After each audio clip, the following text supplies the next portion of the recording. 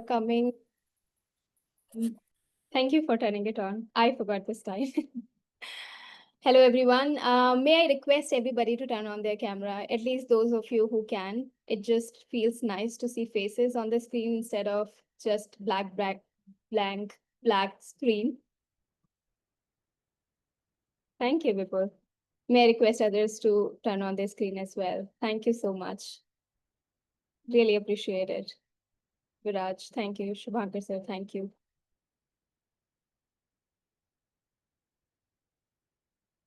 Okay, Ankur says his camera isn't working. All right, no worries. Okay, we have a lot of people joining in. So I'll give another minute, just another minute, so that everybody can join. We'll get started. Meanwhile, I'll give another minute to everybody to turn on their cameras. It'd be really nice to see faces. Hi, Hitesh. Hello, Uncle. Hi, Arpit. Thank you so much for turning on the camera.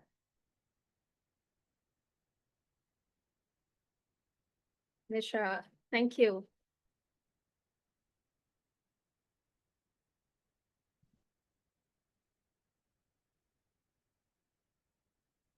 Hi, Piyush. Thank you for joining. I think we can now get started. All right. Those of you who can turn on their camera, please do. This is going to be an engaging session. I would at least require your participation, if not on speaker, then at least in the chat box. And here we, okay, cool. Let's get started. Now, I have a question for you, and tell me if it is true or not. Only good English and advanced vocabulary is all we need to be effective in communications. Do we agree or not? Can we add a true T if it is true, F if it is false? False, false, false. Wow. Nobody is for true. Doesn't matter if we need good English.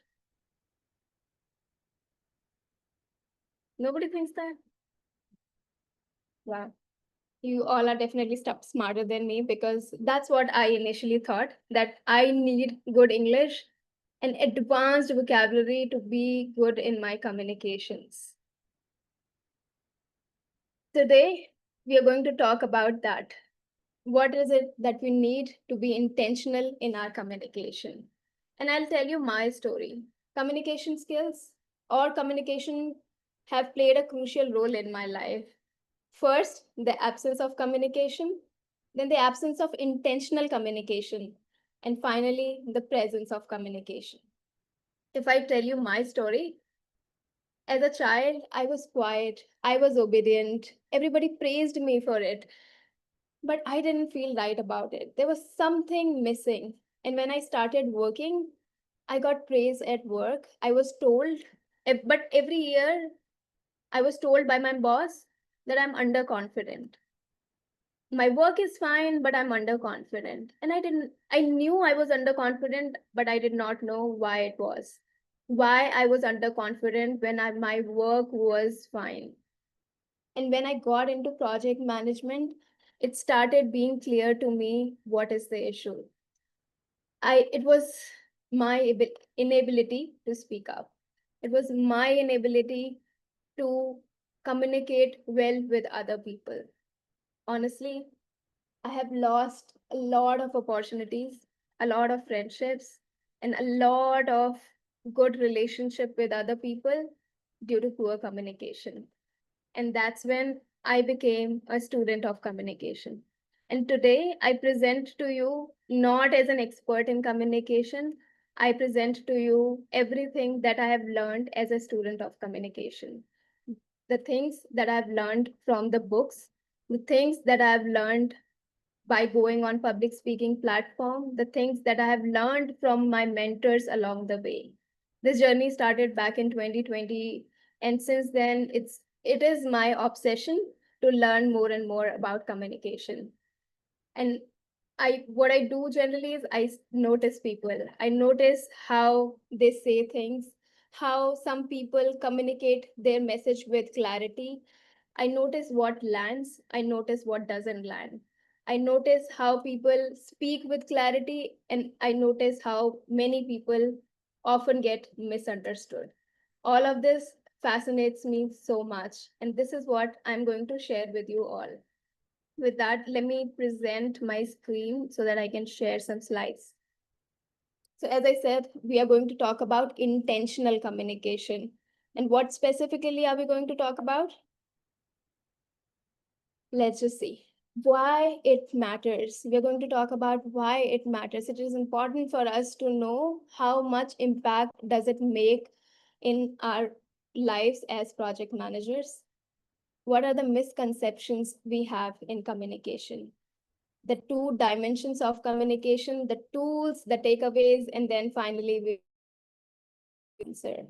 And I would request you all to just stay tuned, just keep engaging in the chat box so that we all are engaged in this session.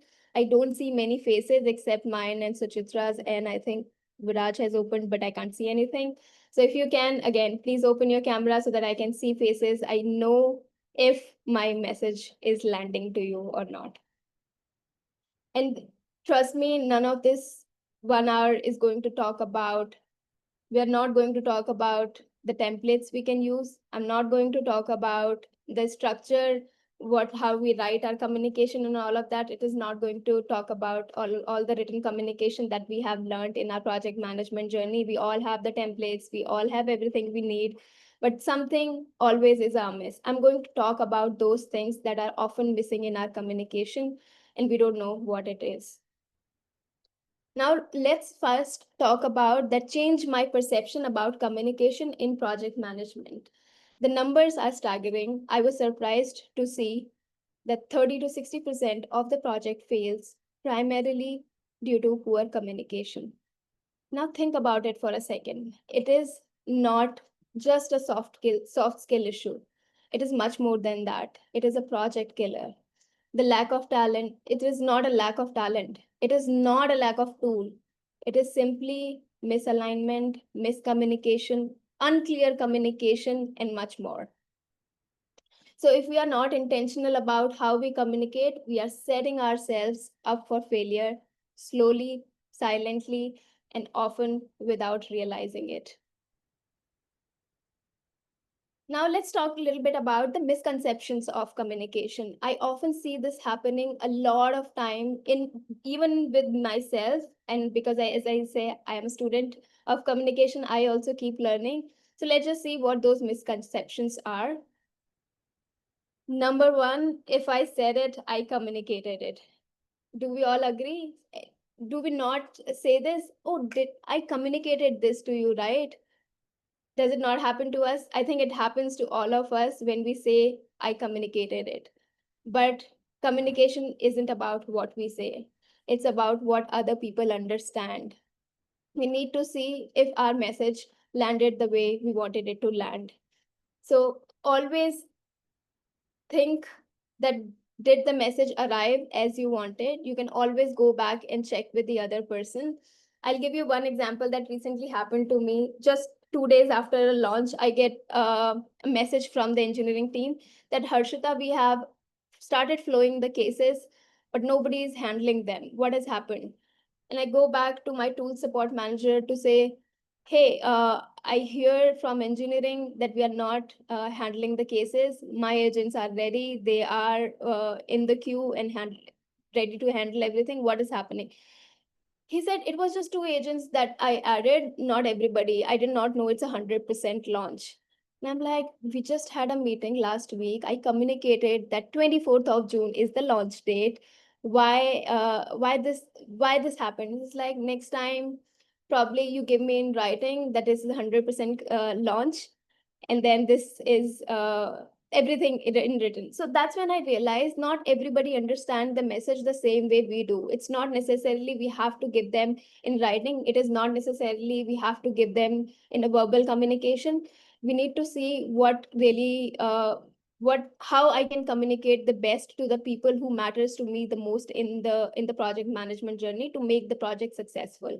So I assumed that I communicated to everybody in the meeting, 90 to 99% folks knew that it is the launch of on 24th of June, but because one person did not understand it well, we lost some cases to manual, and that increased the manual effort that we had to do in the project. So it is important that we always understand how a message lands to the other person. It's always a two-way journey. It's not like I communicated so they understood. We have to ask them, did you get the message or not? We align on this date or not? So it's important that we get feedback on our communication so that we know we are on the same page. The next one, more communication is always better. How many of us agree to this? Write yes if you agree. Can we have yes and no if not? Okay, I've got no. False. Mm-hmm. Well, I would say too much noise drowns the signal. When there's a too much communication, people stop paying attention. So it is important that we communicate, but it is also important that we don't over communicate. We communicate what is essential and we don't communicate what is not essential. I tell you one story. So I was meeting my boss the other day in one-on-one setting, and he was asking, how's that project going? I told him that, okay, partner site manager has declined the request. They're saying this work is immature to move it to partners. The training is on track, this is on track. And he said towards the end, he's like, okay, so what's the status? Then I realized I should have said the status first, because that matters to him the most. So instead of me communicating everything to him, I should have said that status is on red or maybe green, off track, whatever it was, and then tell him everything so that he could help me. So it matters how we are communicating, whom we are communicating it to, and if it is too much for the other person to know. The next one is being clear means being blunt. And to be very honest, this is in our Indian blood, that we think that if we are clear, that means, if we are blunt, that means we are just clear. We are just telling them what is the real truth. And I've seen that happening in my family as well. A lot of time, my brother tells me, "Mujhe सीधा बोलना आता है." So what it tells me is like we oftentimes lack the required empathy in our message. We don't have to always be blunt to be clear. We always can add little bit of empathy to say how it is. For an example, I would say, instead of saying, if let's say you find somebody in problem, instead of saying what's wrong with you, can we say what's troubling you? It makes world of a difference when we put our message across that way. So I think it's always important when we are trying to say the things very clear, we add little bit of empathy to it. We are not just saying very clearly that, boss, this can't happen. You have unrealistic expectation and I can't meet them. Maybe we say that, can we talk about it? Maybe it's going to take more time, but we can do it this way. Sorry, I have a habit of raising my hand and it always shows my hand up. So you can always put it down, Suchitra. All right, let's see the next one. The other misconception that we have, people will ask question if they are confused. No, they don't. They will not ask question, especially if it is a group meeting. Nobody likes to sound stupid. Everybody likes to sound intelligent, and they will not ask the question that they are supposed to ask. So the better way to do is, can we ask somebody to summarize what they have understood in a very polite way?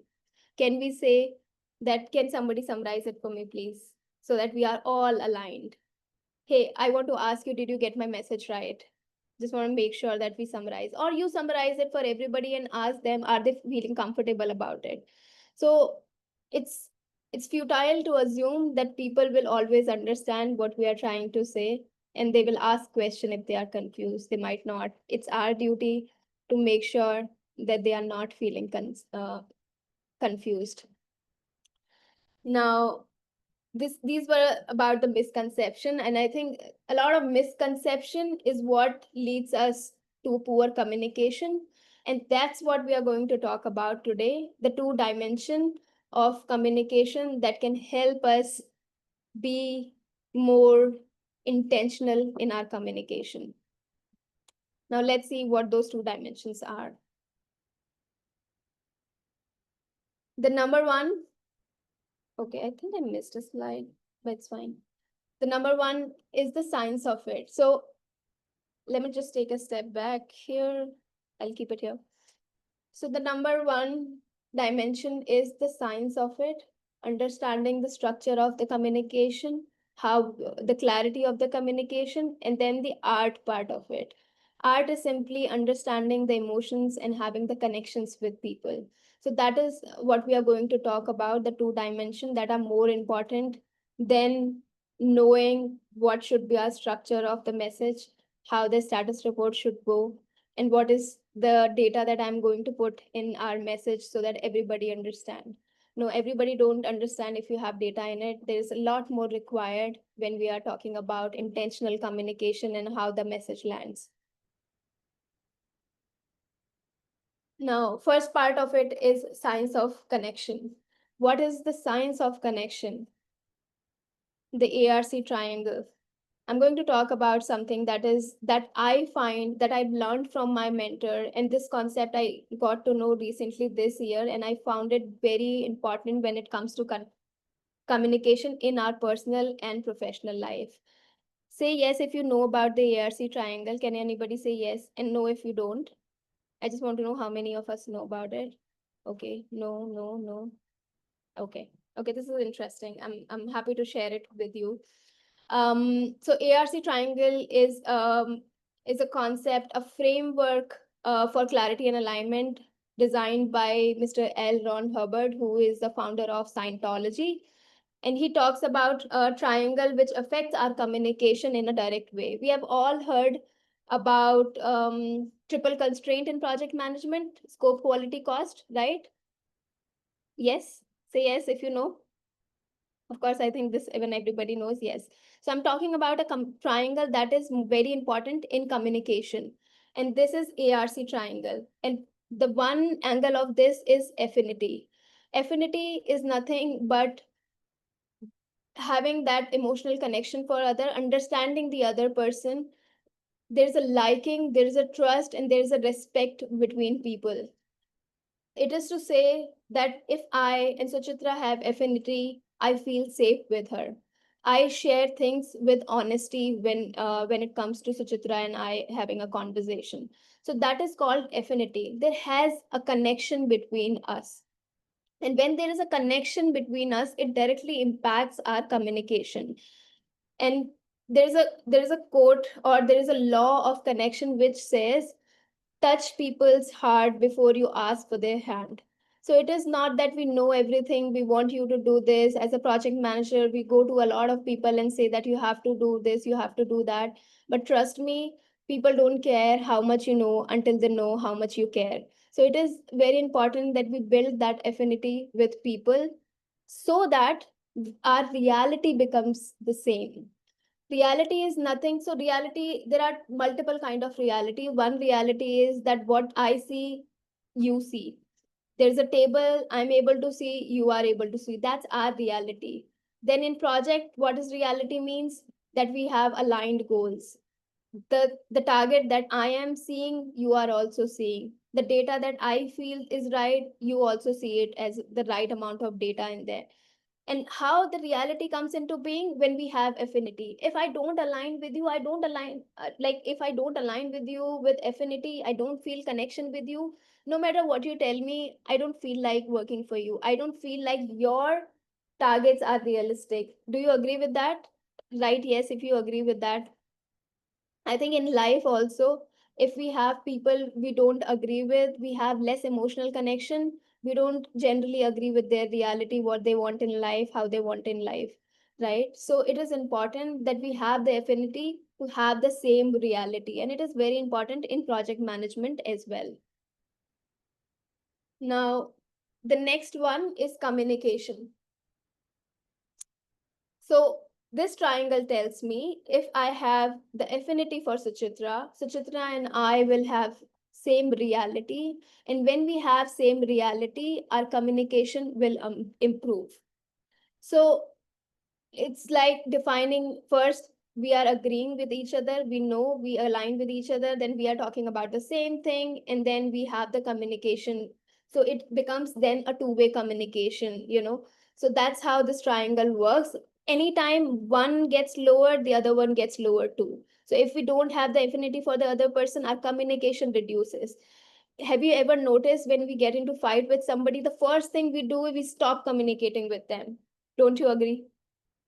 This is the first thing we do. We stop talking to the other person because we know our affinity, our reality is very different. But what really should happen in this case, anytime that affinity is reducing, we start communicating a little more so that we understand each other. When I first got to know about this concept, I experimented this with my family members. I tried understanding more of, like, my sister and I have a lot of fight all the time. So this time I decided, like, I'm going to try. My family is my practice ground for everything that I learned. So I go to my sister, I talk to her, and we often have very different view about life and things, how we want to do things.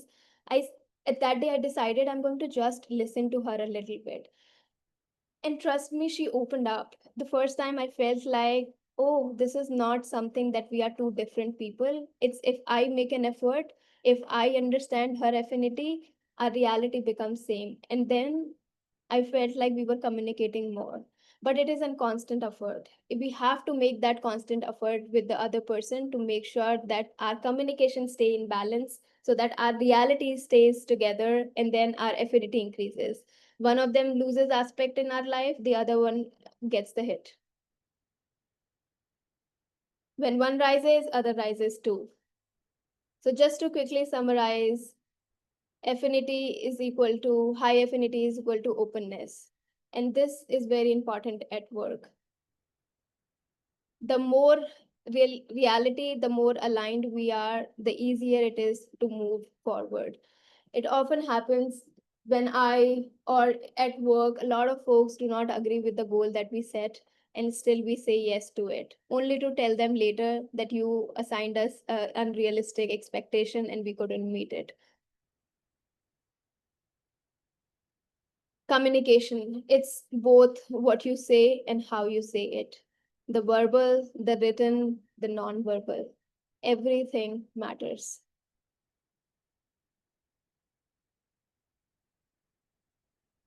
Now, coming to the art of being understood. What is the art part of it? Anyone, any idea what is the art of communication? Maybe let's just talk about the art part of it, not art part of being understood. What is art about communication, communication skills? Can anybody write in the chat box?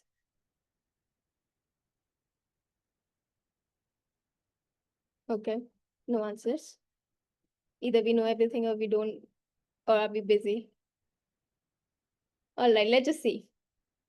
I think to me, art is a lot of emotional sensitivity, a lot of emotional intelligence, a lot of what we don't see in the written communication.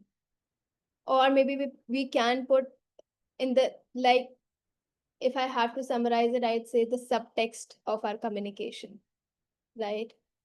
So, number one for me, and I can talk on and on about the art part of it because I think that interests me the most. Structure, we understand, we have the templates, we know how we communicate in our organization, we know if it is an email, if it is something else.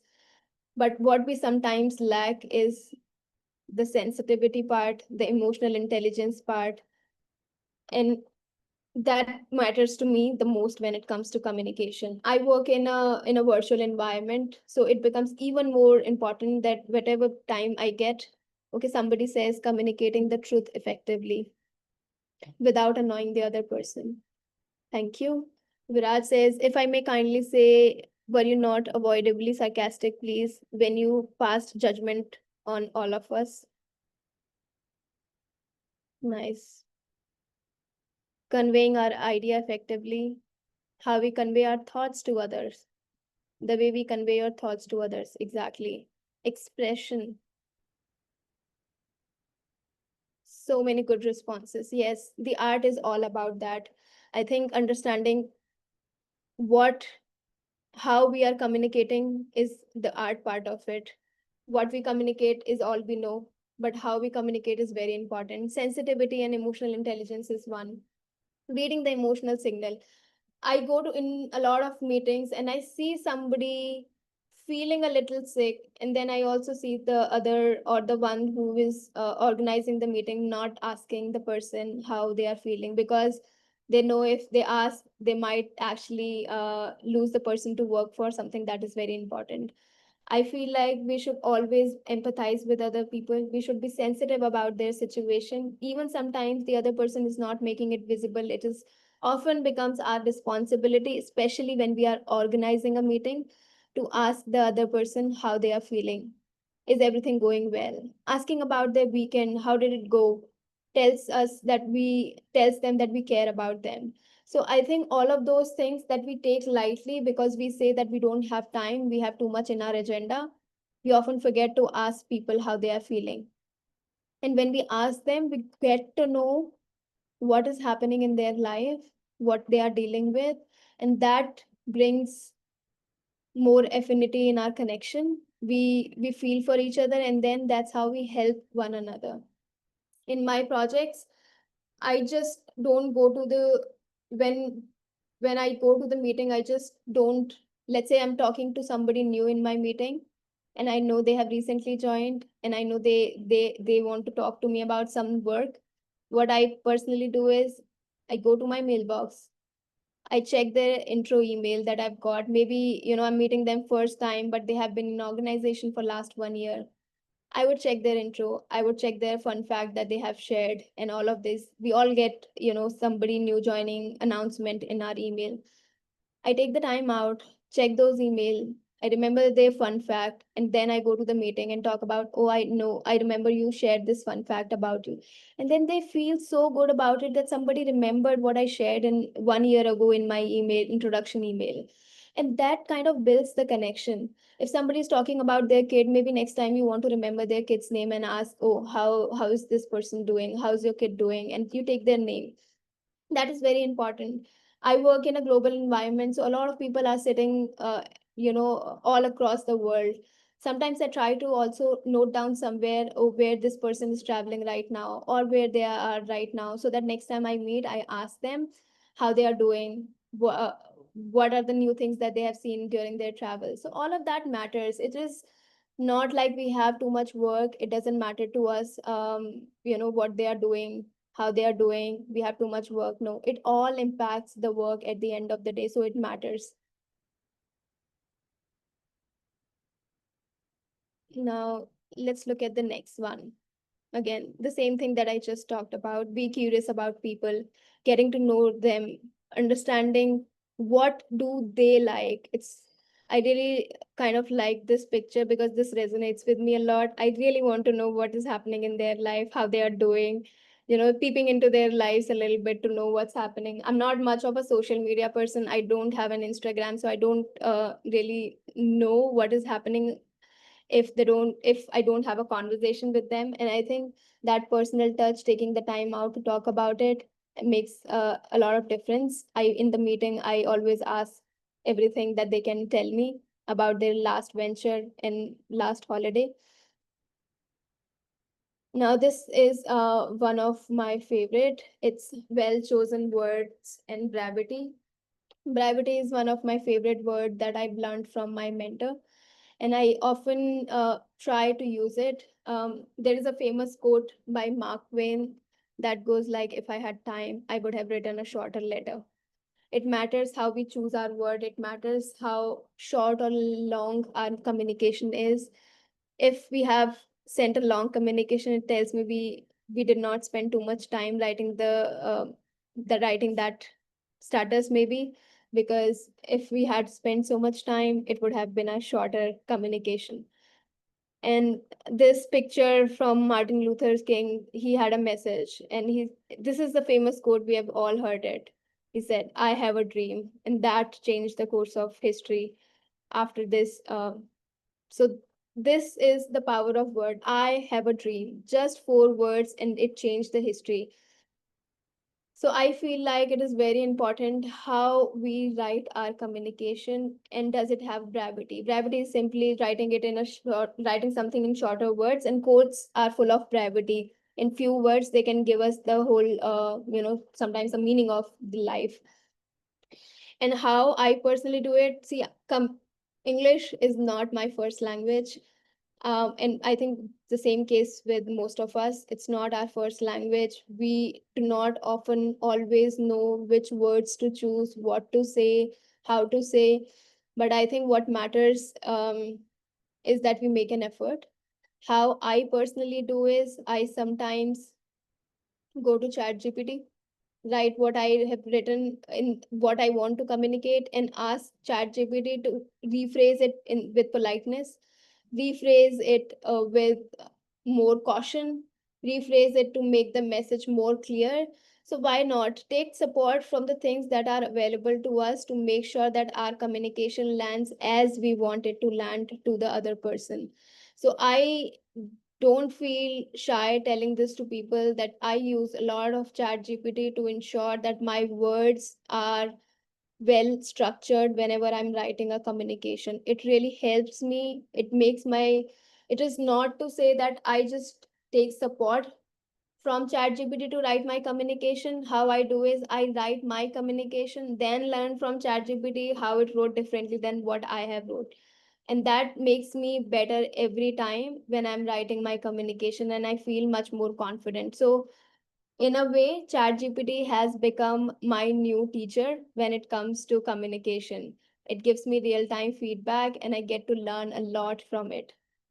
In essence, use fewer and better words to communicate intentionally and effectively.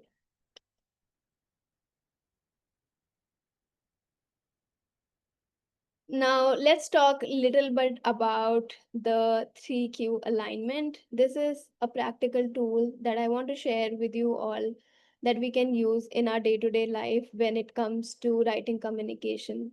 We have talked about the miscommunication. We have talked about um, how much it matters. We have also talked about the misconceptions, and we have also talked about what can improve it, the science part of it, the affinity, the reality, the communication, and then the art part of it, the things that matters. Now let's take a quicker look at the 3Q alignment. So the number one is, whenever we are writing communication, we need to, or maybe when we have an important meeting, I think it is important, and we all know this, but it's just kind of a reminder. We need to know what do they care about the most. Last year, I was running a project for Olympics. Every single day, I was sending updates, real-time updates to the executive. These were going to the executive teams. They wanted to know. Airbnb has been a um, official stay partner for Olympics. So we had a lot of work happening in 2024. I happened to be part of this project where I was supporting the Olympics, our team for the Olympics. And I was sending updates every single day. And there were my bosses who wanted to know something, their bosses who wanted to know something, and then there was executive team that wanted to know something. So the message was changing in every way because everybody cared about something else. Head of my department wanted to know if we are having people are having if we have checked every inventory, every identity of the user and all of that. But the executive team wanted to know, are we making the Olympics safer for our guest and host? So everybody wants to know a different thing. We need to know what they care about the most. Every time we write a communication, we need to know if this message will give them what they are looking for. The next one, what is the simplest way to say this? And as I previously mentioned, I am a fan of brevity, people who can say their messages in in short, that's what I love, and that's what I'm a student of. I want to say things in smaller words, and that's why I love quotes so much. I enjoy reading quotes, I enjoy using them. um so it is important for us to know what is the simplest way to say this so that it lands very well without confusion. And the third one, how do I want them to feel at the end? It is one thing to say that I know the project is not on track, and that's what I'm going to tell them. I'm going to tell them the truth. But is it the end of the world that the project is off track? Can I write something that give them assurance that when it will come on track? So this is important, that at the end of our message, we make them feel what they want to feel, right? So it is important that the intention of the communication to ensure that how we make them feel towards the end. And we all want to make our bosses and the senior and the clients super happy about it. It's and I have also felt victim of this. Every time my project is on red, either I don't want to communicate it in red, or I want to feel really guilty or bad about it. But the reality of the fact is that we are there because there are problems in the project, and the projects will have the red flag, the green flag, and the yellow flag. And if it was very simple, we wouldn't have this job of a project manager. So we oftentimes we take it upon ourselves that if the project did not go well, that means it is our fault. If it is on red, that means we forgot to follow up. It is not always our fault. It is not how it should be communicated. So it is important that we understand what they care about, how we communicate it to them, and at the end, how we make them feel. So these are the tool. Maybe next time when you are sending a report, maybe just think about these three steps. What do they care about the most? And we can also say, when we are communicating the report, there are multiple people and all of them want a different thing, right? Then we have to choose our audience carefully. Who is our audience? What is my main audience? Is it my sponsor? Is it my end user, the client, or is it just somebody senior in the department because they are very much keen and they have high interest and power in the project? So we have to choose our audience and we write it for them. So next time, please use these three steps, see if it makes a difference for you, and then perhaps let me know if you learned something. I will also apply that in my project. Now, coming to assignment, I feel like I could have taken it longer, but because everybody is off screen, they have had their camera off, I kind of found it less engaging. So I'm keeping it short so that everybody takes their time back and enjoy their Sundays. So this is the assignment for all of you, a simple transition from theory to practice. Maybe this week we identify three people with whom we want to increase our ARC. We want to build affinity, we want to align our reality, and we want to deliver clear communication. So maybe you find three people. It could be one from your house, to somebody at work with whom the stakes are high. You try to build some affinity. You go into the meeting with them.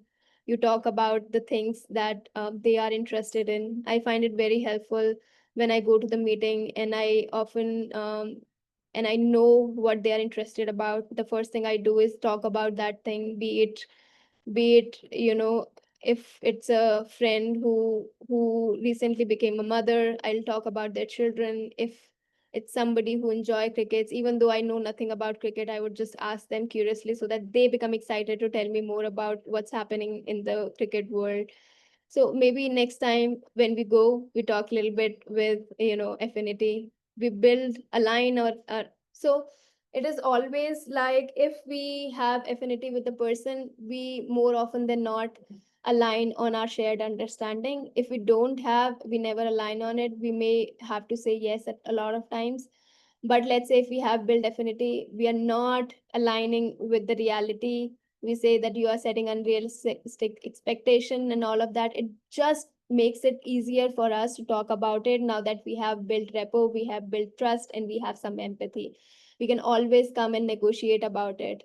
And then once we have both of these, we can clearly communicate to what is what is the situation, how we feel about it, and what the communication actually becomes two-way. I think what this reminds me of a saying which goes like, taking a new step and uttering a new word is what people fear the most. But the real fear should be the opposite course. We often are very much reluctant to take a new step. When I learned about this ARC approach, I wasn't sure, but I did try and it really helped me. So this is what the challenge that I leave you with, that do use this ARC approach, see how it helps, and then please do share it with me as well, how you felt doing it. For me, emotional connection is the utmost important thing with anybody, be it at home, be it at work, and I try to do it as much as I can. Touch people's heart before you ask for their hand, as I mentioned before. So this is one way I feel like where we build that respect with the other person, and this makes things easier for us.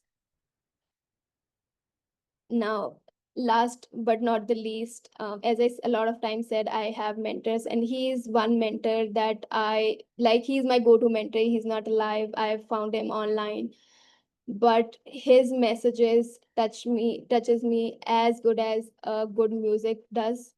And I often go back to his teachings when it comes to communication. And he says effective communication is 20% what you know and 80% how you feel about what you know, which is very important. And the other one that he often shares is with, and I love it, is don't wish it was easier, wish you were better. Don't wish for less problems, wish for more skills. And that's what keeps me going every time. Whenever I am in trouble, I just tell myself, don't wish it was easier, wish you were better. And that gives me a new energy to go about the problems that I deal with, be it communication, be it in personal life, or be it in professional life. So yeah, that's what I'll leave you with. And now let's have some Q&A. Yes, Harshita, thank you so much for sharing your knowledge, your insights with all of us here. I think, as you said, empathetic communication is very important, especially when you are a people manager. And I myself, being a people manager, when you said that, sometimes we are with the team, but we do not ask them how was their weekend or how is their health, just so the fear that the person may ask that, oh, I may need a sick leave. So yes, I totally agree with you, and I can relate with that. And I also, when you talk about empathetic communication, and so I remember words from Ralph Waldo when he said, "You speak so loud, I can't hear what you say." So I think that's very important, that you be empathetic, you say your words to the right audience and with the right words. So yeah, thank you. Thank you so much. And I love that quote. And that reminds me of another one which says, like, raise the standard of your argument, not your voice. So it is very Yes. important. And every time we find somebody raising their voice, we should know that it is not that we are wrong or they are just angry with us. It's just that they have lost their argument to you. So Yeah. I often used to feel like if somebody is getting angry at me, that means I've lost it. I've done something terribly wrong. I have always been a very shy, not just shy, I would say I used to get terrified very quickly. And if somebody is angry, that means that's the last thing I wanted and I've done something terribly wrong. Now I've known know better. I know it's not me. I know they have lost their argument. So yeah, that's so true. And thank you for sharing the I would say the summary of it. I think I am more passionate about how people not just intelligently, but emotionally speak to the other person. It matters a lot. True. So before we get into this Q&A, I am sharing a link, which is a feedback survey link.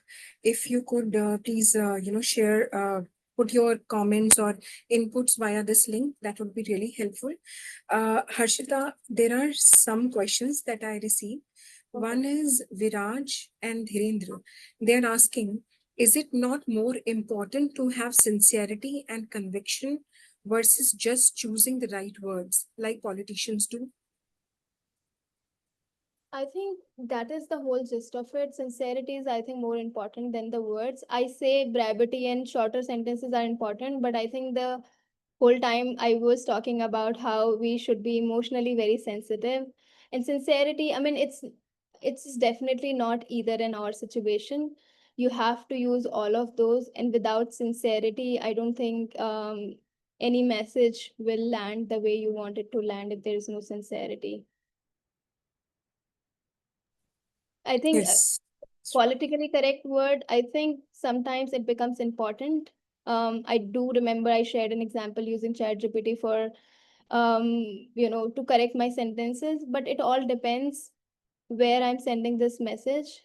It all depends how the other person like to receive it. I personally use a lot of emojis when I'm talking to my colleagues, but when I'm talking to somebody senior and I know this is how they would like it, they would, because in my previous conversations they have never used any emojis or anything. So I pick up from them and then I see how they are going to take this in a better way. So that's how, we change it. One of my friend at work, she's from Singapore, and Suchitra, you talked about high context, low context cultures about, right?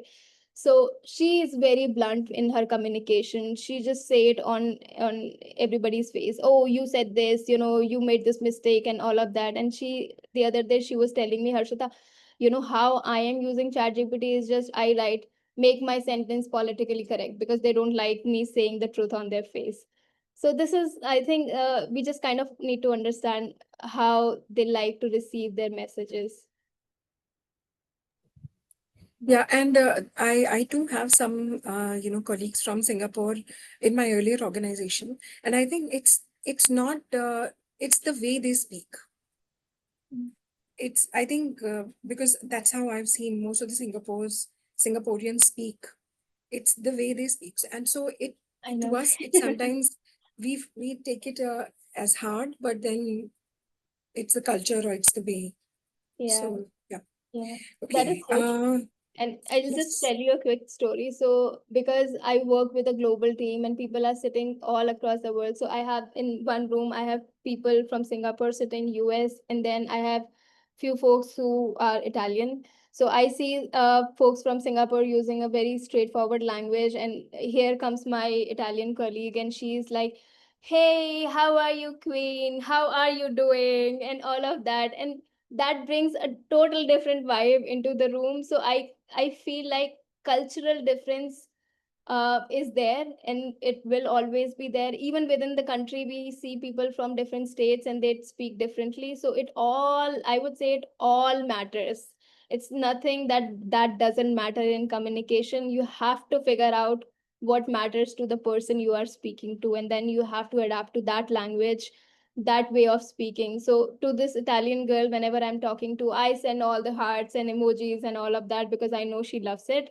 And to somebody senior, my skip level boss, I would never send an emoji to him to say, oh, thank you so much, and sending a heart. No, never. I'm not going to do that because they will see it very differently coming from me. So yeah, that matters. Okay, I see a question from Lakwinder. He says how to land our idea when listener is not ready to receive them.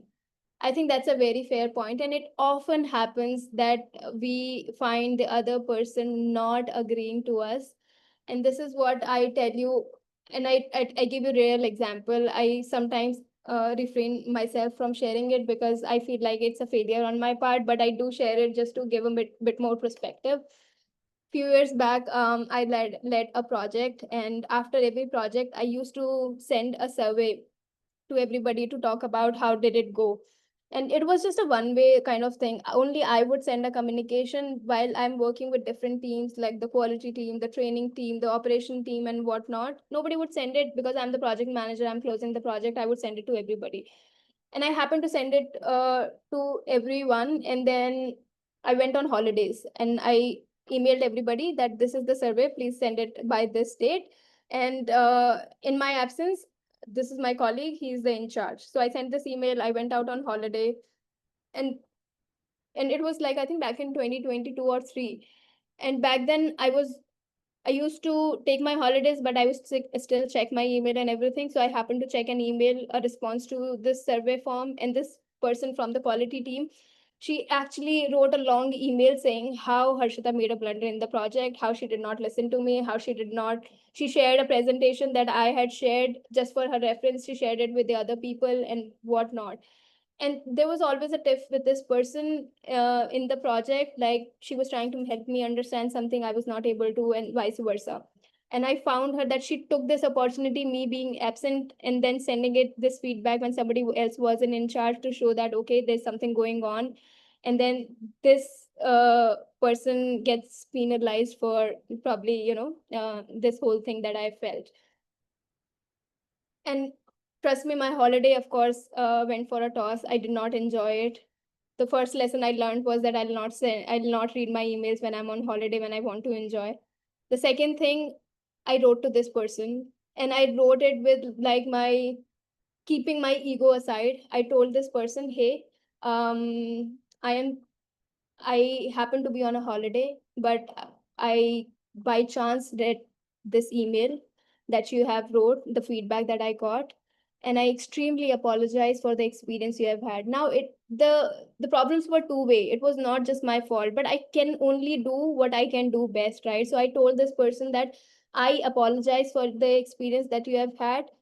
This was a new project for me, so I know myself that I've made a few mistakes in the project, and I know that there were some misunderstanding. I accepted everything she was trying to say, and at the end I said, I hope that we make this experience better the next time. You tell me how you want to take these things forward, so that I don't do the things next time. And this person was not ready for this kind of message.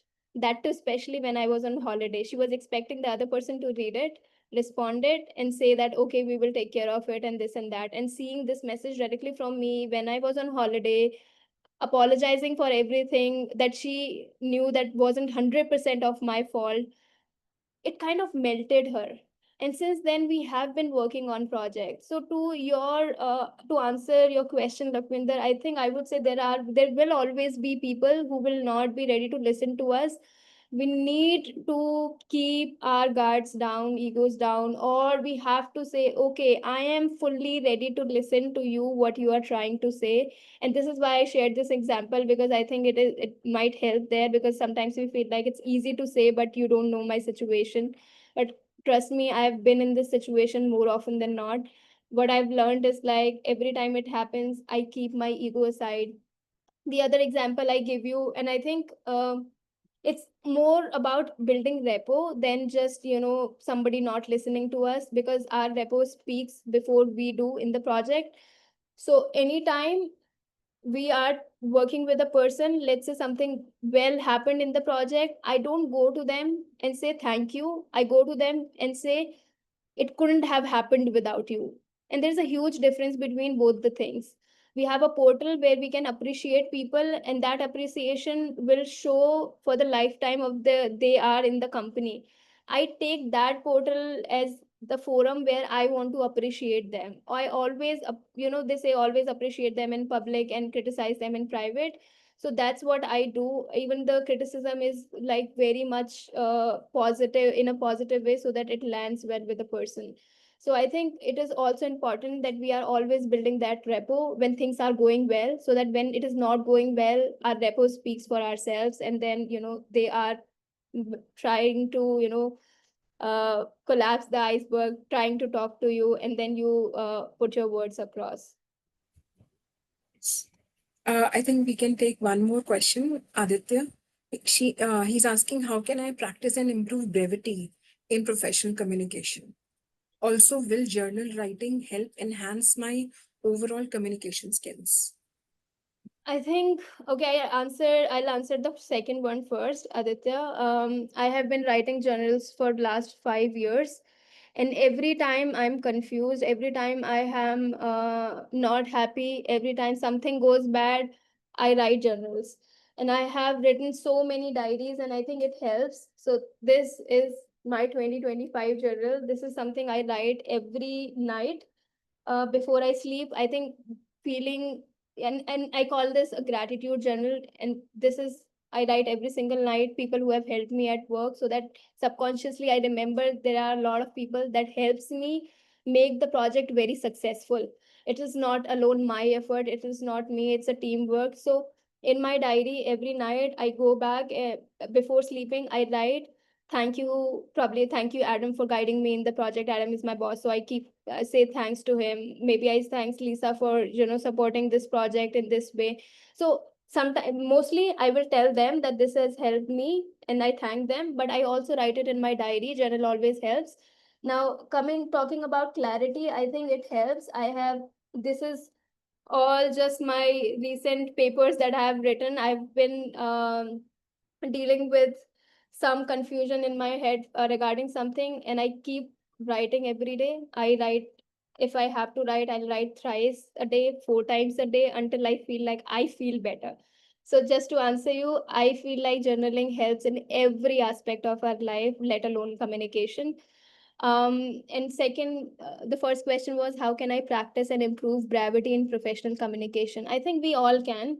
As I mentioned, I was talking to my boss and telling him about a project, and he asked me the status. And there are multiple ways. In our office, what I've learned from my mentor, that we always, I've started doing this in Airbnb only, that we write TLDR, too long didn't read, for the important people. So on top of my status update, if it is too long, I will write a TLDR which summarizes everything. So there is a different way to use brevity at work. We cannot shorten the data, but we can shorten the words to give the meaning of what it is. And a lot of time I learned this from ChatGPT as well. Just type my message and see, can you make it shorter? And then I read and I'm like, wow, I had so many words in it, and it just summarizes in few words. So there are always way to use brevity in communication, and I think yeah, there are a lot of tools as well that can help.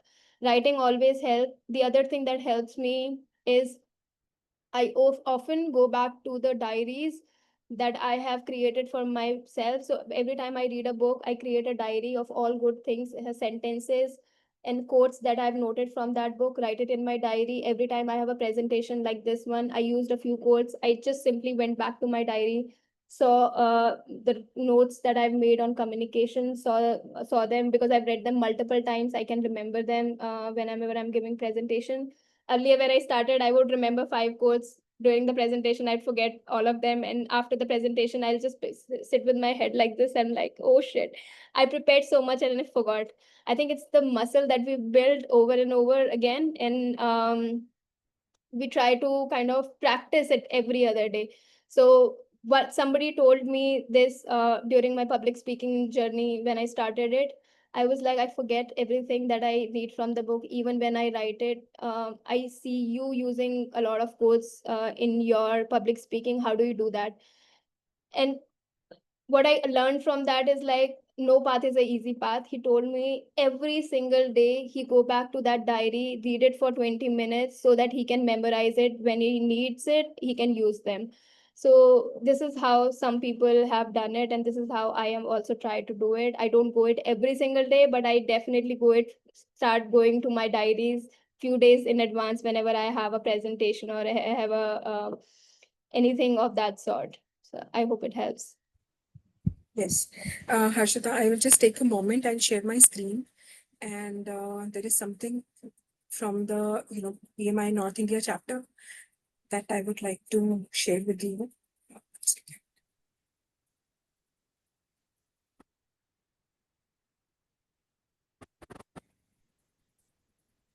Yes, can you see my screen? Yes. Great. Okay, so yes, Harshita, formally wanted to thank you on behalf of PMI North India chapter for sparing your time and sharing your insights and knowledge with all of us in this today's webinar.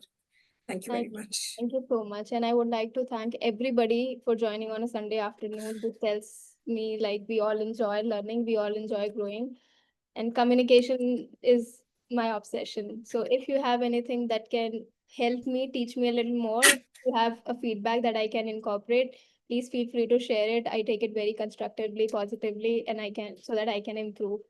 And once again, thank you so much. I hope you enjoy the rest of your Thank day. you. Thank you. Have a good day, everyone. Bye-bye. Thank you, everyone. Everyone. Thanks, Harshita. Thank you. Thanks, Harshitaa. It was a wonderful session. Thank you. Thanks, Thank you. Harshitaa, Bye-bye. for the wonderful session. Thank It you. was really, really very, very helpful. Thank you. And Thank you. thanks, Harshita, for providing lots of first-hand practical, examples and knowledge.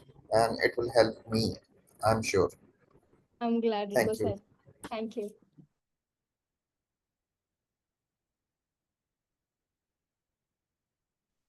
Thanks, Ashita. Bye-bye. Thank you.